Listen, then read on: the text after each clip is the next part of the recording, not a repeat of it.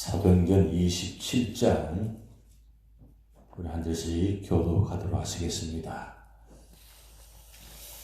우리가 배를 타고 이달리아에 가기로 작정되매 바울과 다른 제수 몇 사람을 이구스도의 백부장 율리오라는 사람에게 맡기니 아시아 해변 각지로 가려 하는 아드라 무테노 배에 우리가 올라 항해할세 마게도냐의 데살로니가 사람 아리스다고도 함께하니라.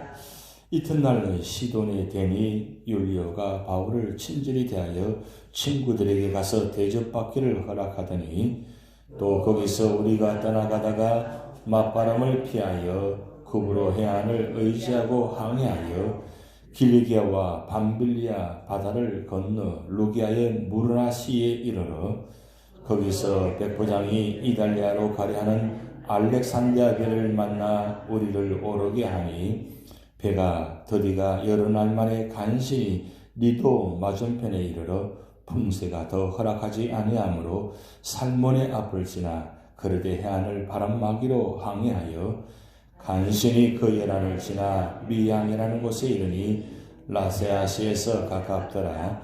여러 날이 걸려 금식하는 절기가 이미 지났으므로 항해하기가 위태한지라 바울이 그들을 권하여 말하되 여러분이여 내가 보니 이번 항해가 화물과 배만 아니라 우리 생명에도 타격과 많은 손해를 끼치리라 하되 백부장이 선장과 선주의 말을 바울의 말보다 더 믿더라.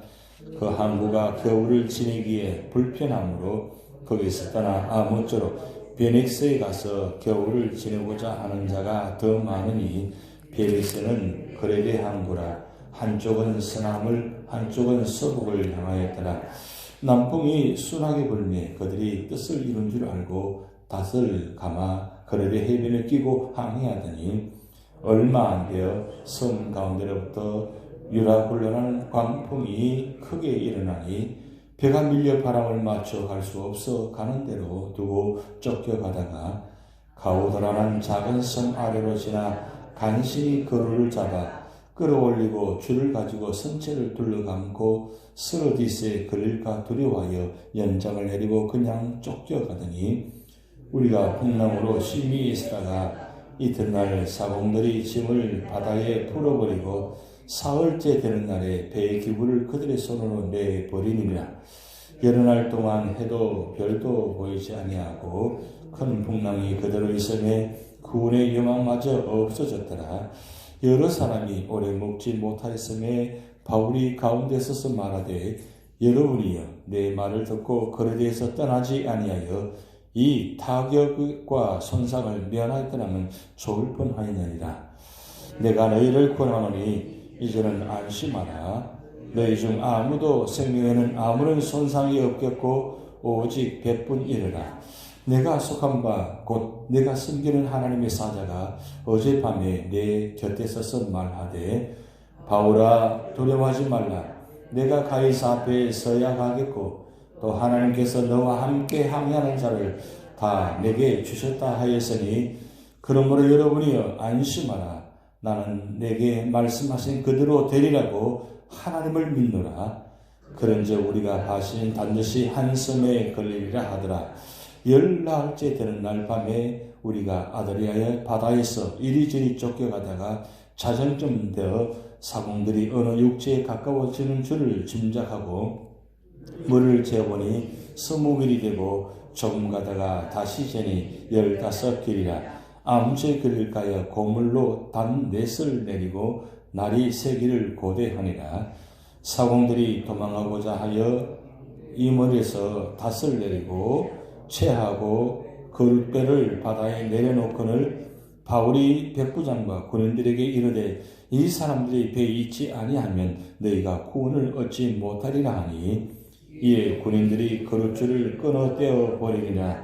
날이 새어가매 바울이 여러 사람에게 음식 먹기를 권하여 이르되 너희가 기다리고 기다리며 먹지 못하고 주님 지가 오늘까지 열나흘인즉 음식 먹기를 권하노니 이것이 너희의 구원을 위하는 것이요 너희 중 머리카락 하나도 잃을 자가 없으리라 하고 떡을 가져다가 모든 사람 앞에서 하나님께 축사하고 떼어 먹기를 시작하며 그들도 다 안심하고 받아 먹으니 배에 있는 우리의 수는 전부 276명이더라.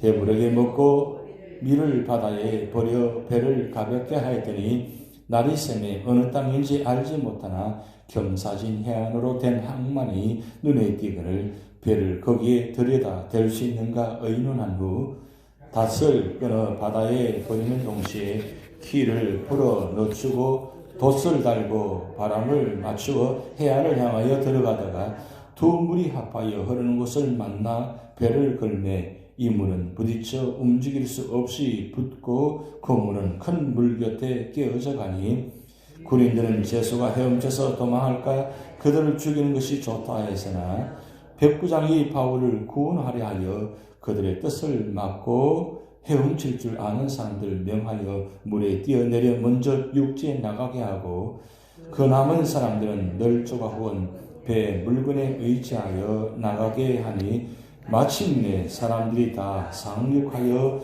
구조되니라. 아멘. 사도행전 27장은 이제 사도 바울이 4차 선교 여행을 출발하는 장면입니다. 그런데 이 4차 선교 여행 출발이 그냥 단순하게 홀몸으로 떠나는 것이 아니라 죄수의 몸으로 출발합니다. 그런데 오늘 37절 말씀 보셨지만 사도 바울을 보호하기 위해서 276명이라는 사람을 함께 동원해서 같이 출발하게 됩니다. 그러니까 선교를 출발하면서 이렇게 많은 사람이 함께 출발은 처음이죠. 그런데 오늘 말씀 그 유명한 장이잖아요. 유라굴로 광풍을 만나서 그 14일 동안 그 바다에서 광풍을 만나서 헤매다가 결국 하나님의 구하심으로 말미암아 끝내는 섬에 도착하게 되는 장면입니다. 이 말씀을 보면서 우리가 유라굴로 광풍을 만났을 때 믿음의 사람은 어떻게 할 것인가? 어떻게 이 믿음의 그 환난 가운데서 대처할 것인가? 그 말씀을 우리가 말씀하고 있습니다. 근데 한 가지 중요한 결론적인 말씀은 하나님 택한 사람은 반드시 보호하신다. 이건 꼭 기억하시기 바랍니다. 하나님이 택한 사람은 하나님께서 사명 주신 사람은 그 사명을 감당하기 전까지는 반드시 보호하신다. 사명이 감당하기 전까지는 반드시 보호하신다. 왜냐하면 하나님 사명이 있잖아요. 하나님 뜻이 있잖아요. 그렇기 때문에 하나님께서 오늘 나에게도 사명 주셨다는 믿음을 가지셔야 돼요. 하나님께서 나에게 사명 주셔서 이 사명 감당하기 전까지는 우리 교회는 반드시 보호하신다. 우리 가정은 반드시 보호하신다. 그리고 우리 하나님 반드시 역사하신다. 그 믿음을 가지셔야 돼요. 그런데 오늘 말씀 보면 시작할 때 우리라는 단어가 사용됩니다. 우리가 배를 타고 이 우리. 왜 우리라는 단어를 사용했을까요? 이 우리라는 단어 속에는 의미가 있습니다. 이 우리, 이 뜻은 사도 바울과 그리고 이 우리 속에 포함한 사람이 두 명이 되는데 그 우리 속에는 바로 누가가 있고 그리고 오늘 본 말씀 나와 있듯이 데살로니가 사람 아리스타도가 함께 동행합니다. 그러니까 한마디로 말하면 믿음의 동역자가 두 명이 함께 있다는 뜻이에요. 여러분 생각해 보시면 미리 제가 자주 말씀드리지만 말씀을 크게 사도행전 전체를 그리고 스시서 전체를 보면 이 사도 바울이 가는 곳마다 1차, 2차, 3차 선교행하는 가운데 꼭 보면 가는 곳마다 믿음의 동역자를 세워놓으셨어요. 그리고 이 믿음의 동역자들이 얼마나 좋은 분들이 많은지 몰라요. 특별히 1차 선교할 때는 바나바라는 사람을 하나님께서 동역을 세워주셨어요. 그리고 2차 동역자는 누구냐? 바로 누가와 실라 그리고 디모데 함께 세워주셨어요. 그 이후로부터 2차부터 해서 계속적으로 이 디모데, 실라 그리고 누가가 함께 동행합니다. 그리고 나중에 4차 이 로마 감옥에 갇혔을 때는 마가가 함께 합류합니다. 사실은 사도 바울은 정말 축복의 사람입니다. 어제 우리가 저녁에 제자 훈련할 때에 말씀도 드렸지만 의사 누가를 우리가 말씀을 상고했습니다. 누가, 이 누가는 누구입니까? 바로 의사입니다. 왜 하나님께서 의사를 준비해 놓으셨을까요? 이 의사 누가는 바로 수리아 안디옥 출신입니다.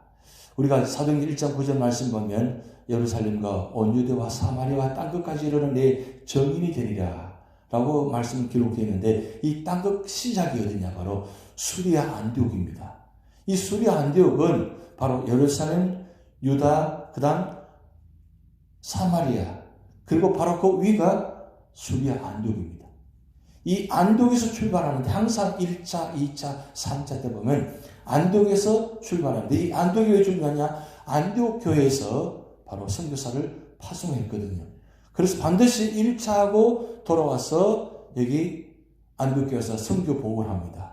그리고 2차도 마찬가지 돌아와서 안디옥교회 선교 보고를 합니다. 그리고 3차에 갔다가 돌아와서 안디옥 가려고 했는데 이 예루살렘 거쳐서 가다 보니까 결국 예루살렘에서 잡히게 되고 가이사랴에서 2년 동안 머물다가 이제 가이사랴에서 출발하는 것이 바로 4차 선교의 시작입니다. 그래서 우리가 사도행전을 보면 꼭 선교사님들이 역할이 참 중요한데, 그 선교사님들이 연결이 바로 교회와 연결되어 있다는 것, 그리고 선교사는 언제나 교회에서 보고를 잘 해야 된다는 것도 굉장히 중요한 말씀입니다. 근데 중요한 것은 이 사도 바울이 선교사의 대표적인 사람이잖아요. 그래서 선교는 어떻게 할 것인가, 선교사는 어떻게 사명 감당할 것인가, 그리고 선교사는 어떻게 보고를 해야 되는가를 아주 사도행전 말씀을 통해서 잘 말씀드러나 있습니다. 근데 이 4차 이 선교는 녹록지 않습니다. 그런데 이 4차에 보면 여러 가지 지명이 나오는데, 사실은 이 지중해 연안을 지금 거쳐가면서 배를 2번이나 갈아타면서 지금 선교를 진행하고 있잖아요. 그러니까 이 27장은 실제적인 역사의 이야기입니다. 히스토리, 바로 하나님께서 사도 바울을 통해서 지중해 연안을 통해서 선교하는 여정을 아주 상세하게 의사 누가를 통해서 기록하게 하셨는데, 만약에 의사 누가가 없었더라면 이 사도행전이 기록되지 않았을 것입니다. 근데 만약에 사도행전이 기록되지 않았더라면 과연 사도 바울의 그 선교 역사가 과연 있었을까요? 아마 기록하지 못했을 것입니다. 그런데 하나님께서 이 의사 누가를 옆에 붙이셔서 같이 치료하게 만드시고 선교 보호하게 만드시고 이런 과정을 아주 상세하게 기록해 놓았습니다. 근데 여기서 중요한 건 뭐냐면, 사도 바울이 이 유라굴로 광풍을 만나는 가운데 그 위험한 지역에서 어떻게 그 상황을 대처하는가, 이 말씀을 지금 상세하게 기록해 놓았어요. 그런데 여러분 말씀 보면 14일 동안 그 바다에서 광풍을 만나가지고 앞이 보이지 않는 그 칠흑같이는 암흑 가운데서 12일째 되는 밤에, 아무래도 13일째 되는 밤인 것 같아요. 그때 하나님께서 사도 바울에게 말씀하시는 장면이 나옵니다. 그것이 바로 오늘 23절 말씀이 나오죠. 내가 속한 바 곧 내가 섬기는 하나님의 사자가 어젯밤에 내 곁에 서서 말하되, 그렇게 말씀 기록됩니다. 근데 우리가 지금 사도행전 말씀 보면 사도 바울이 가장 위험할 때, 가장 중요할 때 하나님께서 사자를 보내셔가지고 꼭 말씀하세요. 우리가 기억나죠? 고린도에서, 그리고 빌보 감옥에서 이런 가장 위험할 때, 가장 결정적인 순간에 사도 바울이 낙심할 수밖에 없고 위험할 수밖에 없고 그리고 죽을 수밖에 없는 상황 가운데도 하나님의 사자가 나타나서 꼭 그때마다 말씀하세요. 지금도 보면 이 유라굴로 광풍을 만나가지고 12일, 13일 밤에 아무도 소망이 없잖아요. 사도 바울도 굉장히 낙심했을 것이고 굉장히 절망했을 것입니다. 그때 하나님 사자가 나타나서 말씀합니다. 안심하라. 끝까지 보호하겠다. 가이사랴에 반드시 가게 만들겠다. 로마로 가게 만들겠다. 말씀하시잖아요. 무슨 뜻입니까? 하나님 택한 사람은 결정적인 순간에 하나님이 나타나셔서 말씀하신 말미암아 그 사명을 깨닫게 하시고 소망을 잃지 않게 하시고 좌절케 하지 않게 하시고 두려워하지 않게 만드시고 결국은 하나님께서 세워주셔서 말씀하셔서 그 말씀 믿고 끝내 사명을 감당하게 하시잖아요. 그러면 사도 바울에게만 그렇게 말씀하셨느냐? 아닙니다. 오늘도 우리 교회, 우리 사전 말씀 속에 우리 성도들 가운데 어려움을 당할 때 결국 사명 감당하는 사람은 결정적인 순간에 말씀하신다는 거예요. 그러니까 그 말씀하실 때가 언제인지 모릅니다. 그런데 꼭 보면 말씀하실 때 언제 말씀하셨느냐? 마지막 순간. 이제 하나님 다 끝났습니다. 나는 도저히 이 삶을 감당 못합니다. 나는 할 수 없습니다. 완전히 자기 자신을 포기할 때 그 순간에 하나님 말씀하신다는 거예요. 근데 중요한 건 포기하시면 안 된다는 거예요. 왜냐하면 하나님께서 우리 각자에게 다 사명을 주셨다는 거죠. 이 사명을 끝날 때까지는 반드시 생명줄을 붙들고 계신다는 거예요. 머리털 하나도 상하지 않게 하신다는 그 하나님. 그러니까 사도 바울의 모습을 통해서 한번 보시기 바랍니다. 사도 바울을 만약에 붙잡고 역사하시는 하나님이라면 그때 살아계신 역사하시는 그 하나님이 오늘도 우리 교회에 여러분에게 여러분의 자리에 사명을 주셨다면 하나님께서 반드시 보호하시고 축복하신다는 거예요. 그리고 그때 어느 순간인지 모르지만 하나님께서 말씀하신다는 거예요. 그런데 하나님 한 번도 말씀하신 적이 없는데요? 라고 할 수 있죠. 그런데 그 말씀하는 것이 때로는 사자를 통해서 천사를 통해서 말씀하시지만 말씀을 통해서 강단에서 이 말씀을 통해서 선포할 때에 하나님 말씀하시고 계신다는 거예요. 근데 말씀하시고 계시는데 내가 듣지 못해요. 깨닫지 못해요. 그런데 중요한 것은 하나님 오늘도 말씀하시고 계신다는 거예요. 근데 그 말씀을 들을 때 하나님 이게 내게 주신 말씀이다. 그래서 여러분 새벽마다 나올 때 그리고 말씀 자리에 있을 때마다 하나님 오늘도 이 말씀이 나에게 주신 말씀으로 듣게 하옵소서. 내 귀가 내 눈이 열려서 하나님 말씀으로 듣게 하옵소서. 이게 굉장히 중요한 말씀이에요. 그러니까 모든 말씀은 다 내게 주신 말씀이라고 받아들이셔야 돼요. 그리고 그 믿음으로 해석하셔야 돼요. 그러면 그 말씀이 내게 소망이 되는 말씀이잖아요. 그런데 사도 바울이 이 말씀을 듣고 그냥 마음속에 간직한 것이 아니라 분명히 사도가 말씀하셨잖아요. 너와 함께는 모든 사람을 다 내게 주셨느니라. 이게 바로 24절의 말씀 나오면 같이 한번 읽어봅니다. 바울아 두려워하지 말라. 내가 가이사 앞에 서야 하겠고 또 하나님께서 너와 함께 항해하는 자를 다 내게 주셨다 하였느니라.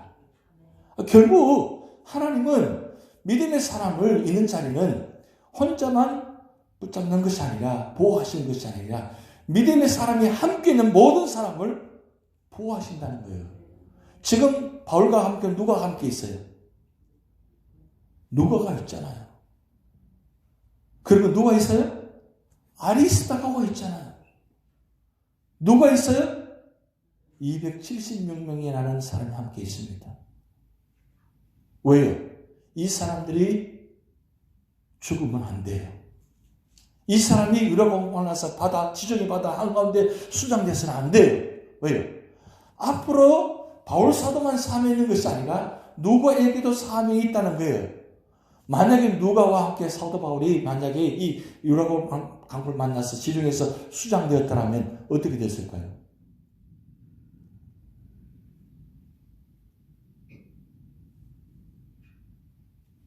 에빌 골빌 로마 감옥에서 쓴 그 옥중 서신 그리고 디모데 전후서 디도서 목회 서신이 존재하지 않을 겁니다. 그리고 누가복음과 사도행전이 존재하지 않을 겁니다. 하나님께서 앞으로 엄청난 계획을 갖고 계시는데 이 유라공포를 만나서 모든 것을 끝내게 하신 분은 절대 아니라는 거예요. 그렇다면 하나님께서 오늘 우리에게도 우리 교회에 이런 엄청난 사명과 계획이 있다는 거예요. 여기서 멈출 수가 없다는 겁니다. 여기서 포기할 수가 없다는 거예요.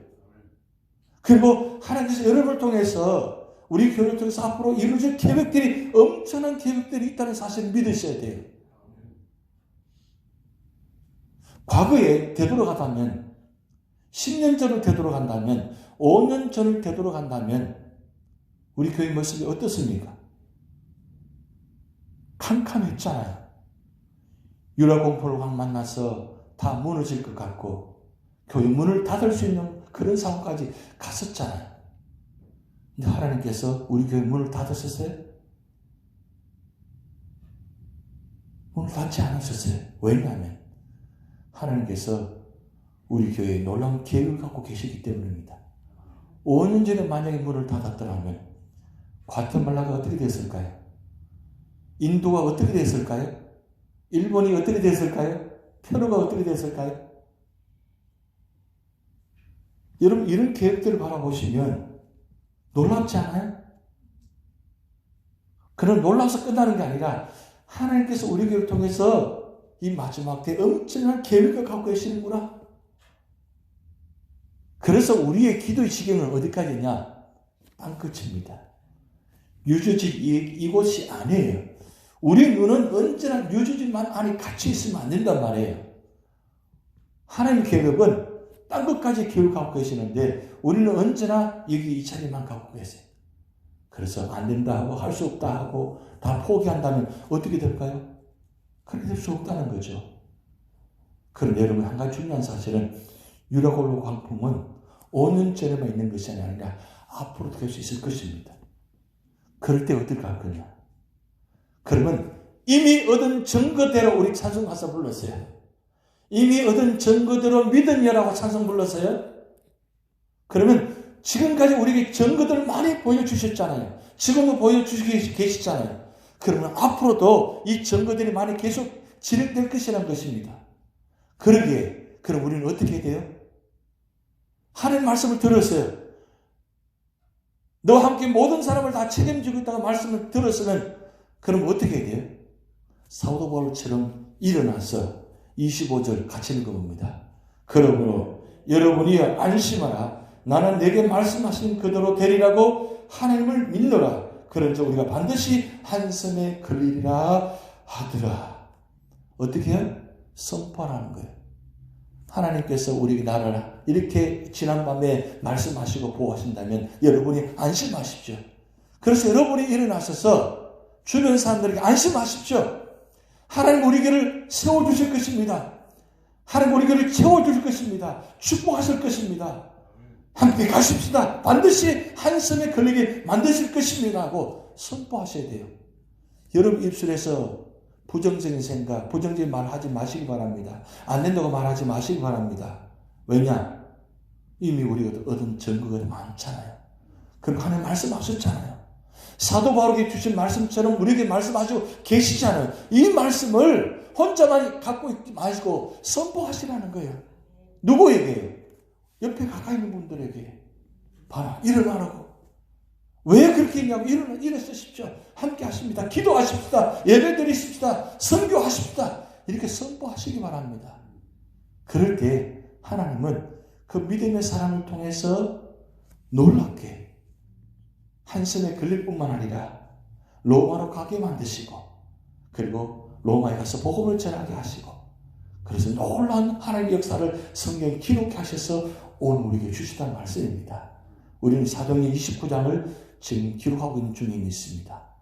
하나님께서 우리 교회를 통해서 여러분을 통해서 하나님께서 우리 앞에 놀라운 계획을 바라보시면서 하나님께서 함께 하신 자는 이사야 43장 1절 2절 말씀처럼 물 가운데도 불 가운데도 지키시는 하나님. 그리고 고린도전서 10장 13절 말씀처럼 어떤 가운데 상황 가운데 시험 감당을 못함을 허락지 아니하시고 우리를 피할 길을 허락하신다는 것. 열어주신다는 것. 그 말씀을 붙들고 믿음으로 승리하는 여러분 되시기 바랍니다. 다 같이 기도를 하시겠습니다. 하늘에 계신 우리 아버지여 이름이 거룩히 여김을 받으시오며 나라의 임하옵시며 뜻이 하늘에서 이룬 것 같이 땅에서도 이루어지이다. 오늘날 우리에게 일용할 양식을 주옵시고 우리가 우리에게 죄전자를 사하여 준 것 같이 우리 죄를 사하여 주옵시고 우리를 심에 들게 하지 마옵시고 다만 하게 써 구하옵소서. 대개나 너와 권세와 영광이 아버지께 영원히 있사옵나이다. 아멘.